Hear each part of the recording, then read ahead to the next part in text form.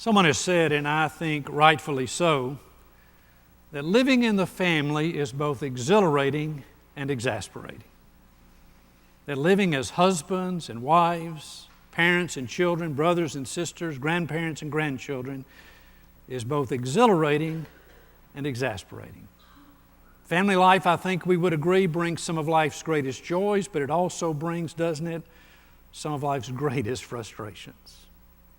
On the beginning of this Christian Family Week, on this Mother's Day, I want to share with you 5 characteristics of a happy and healthy home. 5 characteristics of the happy and healthy family. First of all, in healthy families, no one expects perfection. In happy families, no one expects perfection. Wives, there are no perfect husbands out there. And husbands, there are no perfect wives out there. And children, though you may look for it, there are no perfect parents out there. And parents, you so well know there are no perfect children out there. And as much as I hate to admit it, there are no perfect grandparents out there. Or grandchildren, for that matter. Some of you are old enough, not most of you, but some of you are old enough to know the show that was on many years ago called Father Knows Best.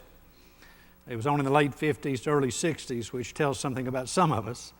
And it starred Jane White and Robert Young. And you may remember, if you know about the show, that Robert Young played the ever calm, ever wise, ever in charge father. In every segment, Robert Young handled every situation beautifully. He handled it calmly. He was the father that every wife wanted her husband to be and every child wanted their father to be. But he admitted one day that his daughter came to him, his real-life daughter, and said this to him. She said, "Dad, how come on television each week you solve the most difficult family problems imaginable? Seem to have it all together all the time, and yet at home you do the stupidest things." Well, he said, "Honey, I'm real, and I'm human." And that's it. Every husband is human. Every wife is human. Every child is human. All parents are human. Every grandparent is human. We're all human beings. And so none of us can expect each other in any way to be perfect in the family. Now, Paul said 2 things that are important to remember when we consider that we're all imperfect. First of all, he said love is patient. I mean, if you don't work at patience, your family life's in trouble. And if I don't work at patience, my family life's in trouble because we're dealing with people who drop the ball, right? And we drop the ball and we make mistakes and we let our spouses down and our children down and our parents down. Love is patient. Love works at being patient with others. Now let me say, this doesn't mean tolerating intolerable behavior. Intolerable behavior should not be tolerated. But we must learn to be patient with each other. Secondly, Paul said, love does not insist on its own way. You know, because I'm imperfect, I cannot insist that my way always be done in the family.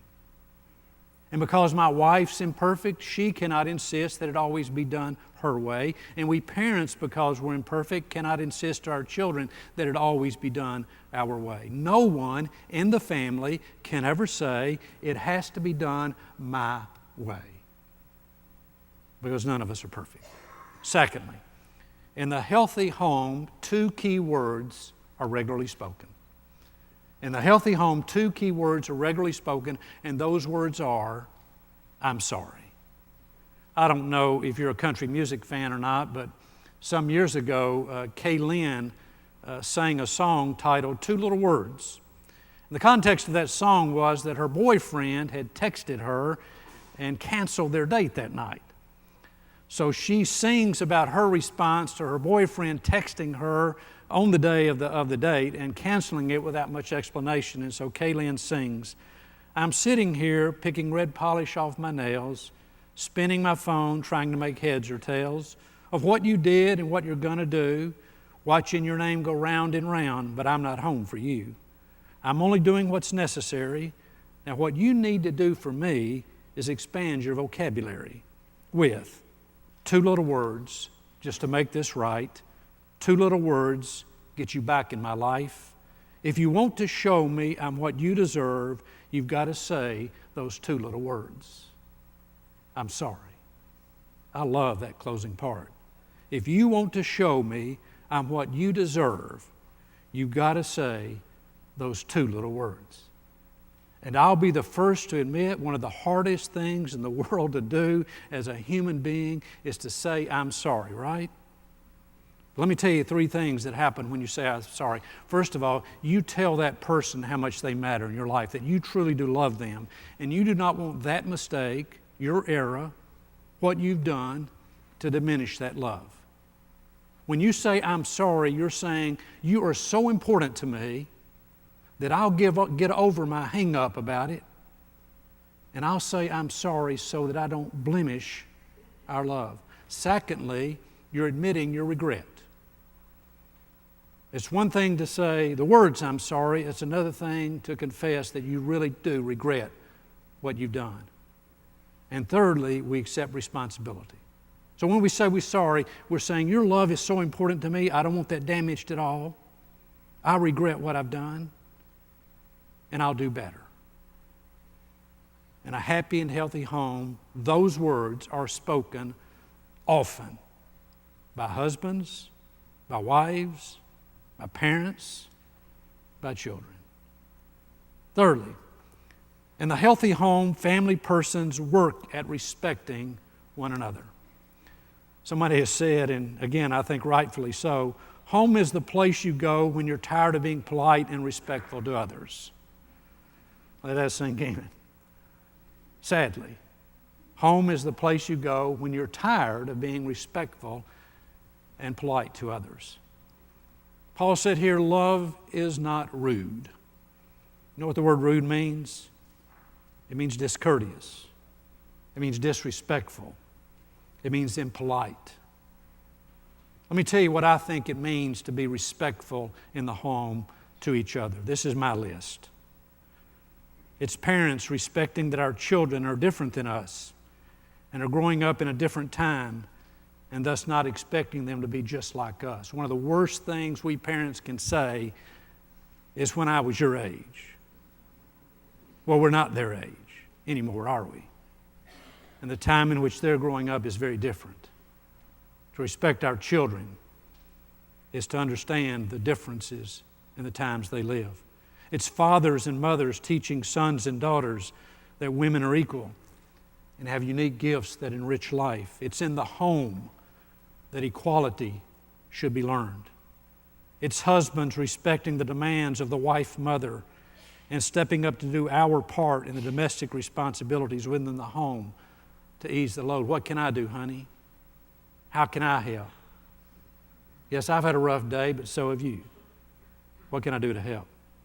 It's wives respecting the unique demands on men in our modern changing world.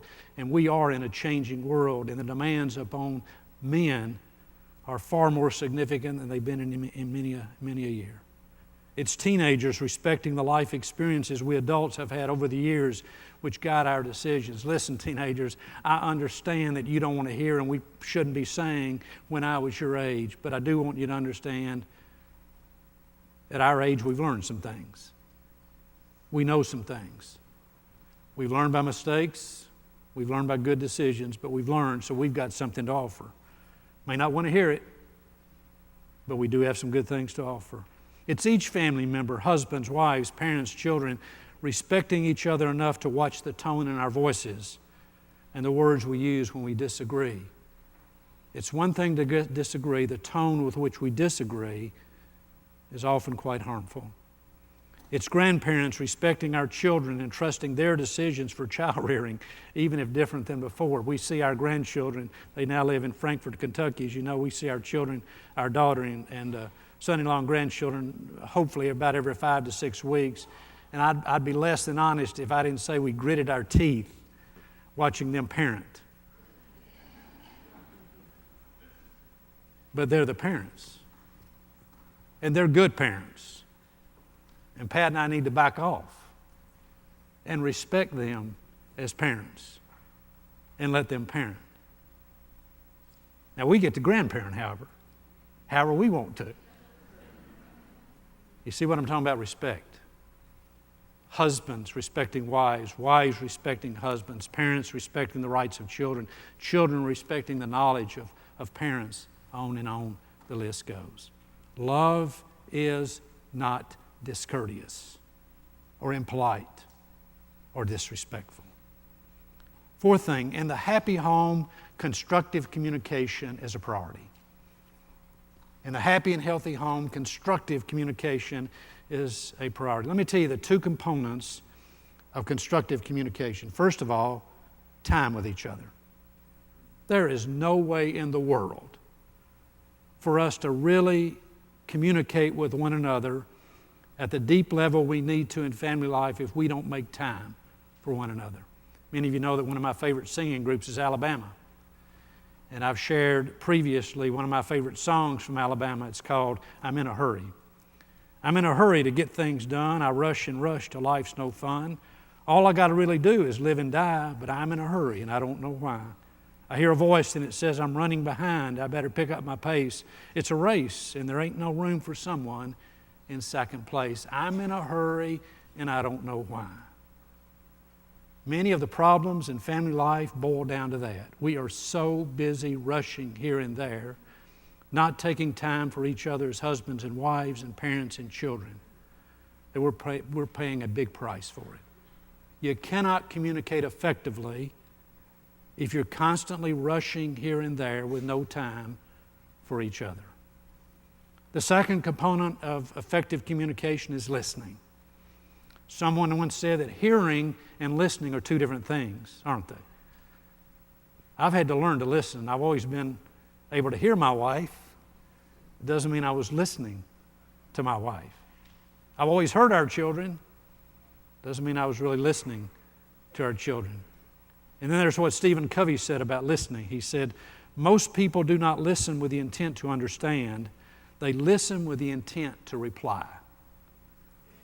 I see heads nodding out here because that's getting real to me and you.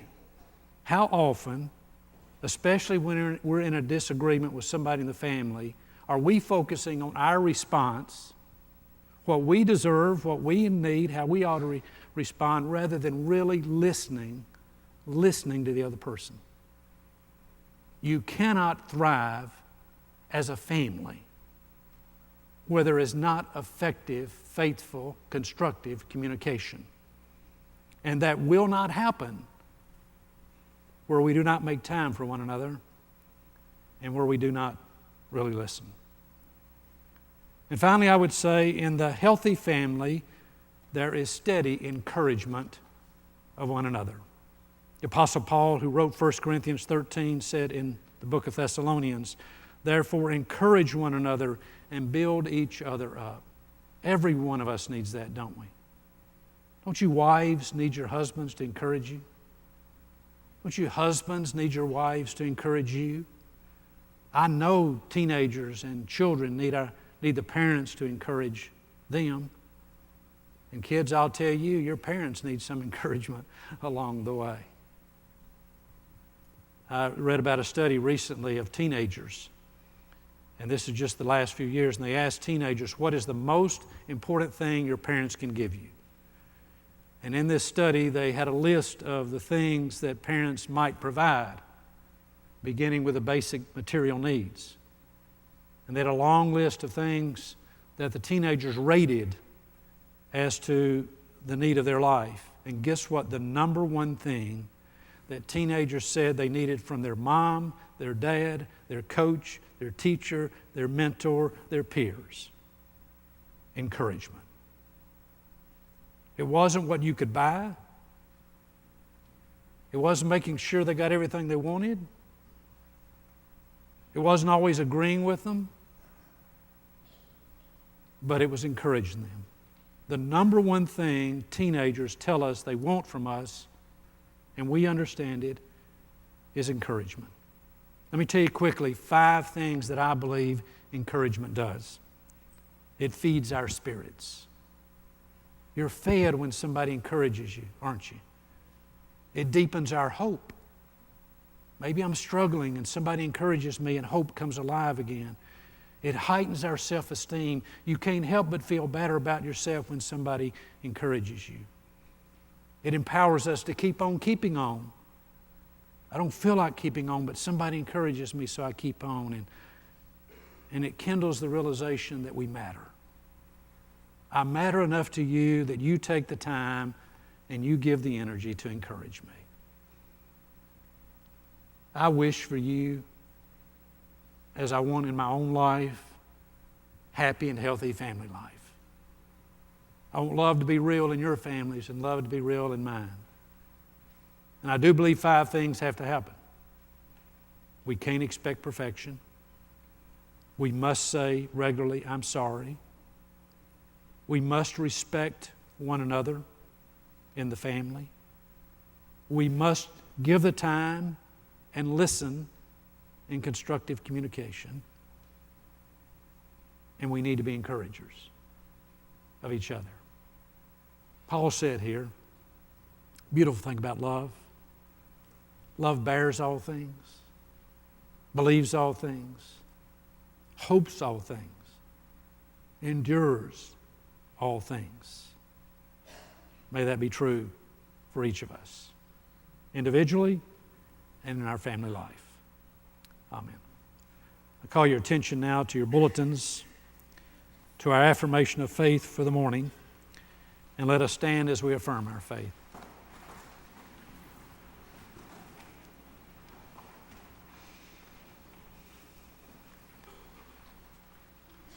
We are not alone. We live in God's world. We believe in God who has created and is creating, who has come in Jesus, the Word made flesh, to reconcile and make new, who works in us and others by the Spirit. We trust in God. We are called to be the church, to celebrate God's presence, to love and serve others, to seek justice and resist evil, to proclaim Jesus crucified and risen, our judge and our hope. In life, in death, in life beyond death, God is with us. We are not alone. Thanks be to God. Amen. Our hymn of dedication this morning is hymn number 92, For the Beauty of the Earth. Should there be persons in this fellowship this morning who have not previously committed your life to Jesus Christ and who feels the pull of the Spirit this morning to make your commitment to Christ, we certainly extend that invitation to you and we encourage you in that decision.